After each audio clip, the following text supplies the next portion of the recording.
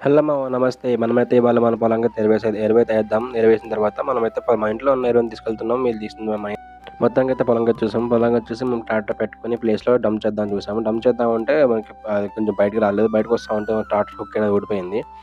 అది సెట్ చేసిన తర్వాత మేము హుక్ సెట్ చేసిన తర్వాత మొత్తం అంతా డంప్ చేసాము. డంప్ చేసిన తర్వాత స్ప్రెడ్ చేయాలి. స్ప్రెడ్ చేయడానికి మనుషులు వస్తారు. ప్రెజెంట్ అయితే మేము డంప్ చేసి వదిలేసాము. మా పొలం కోత అయితే అయిపోయింది. ఈవినింగ్ అయితే దానికి కట్టలు కట్టిచ్చేస్తాము. ఆ తర్వాత మనమైతే పక్కనే కనిపించిన మామిడి తోటలో దూరేసాం. పక్కన మామిడి తోట ఎవరిదో మనకు తెలీదు. దూరేసాం అంతే. ఎళ్ళాము మొత్తం తిరిగేసాం మామిడి తోటంతా. మంచి మంచి మామిడికాయలు కనిపించాయి నాకైతే. టెంప్టింగ్ అనిపించింది కోద్దాం అనుకున్నా కానీ ఎందుకో తిడతారని చెప్పి భయమేసింది. కానీ లాస్ట్‌లో అయితే కోసి తీసుకొచ్చేసా.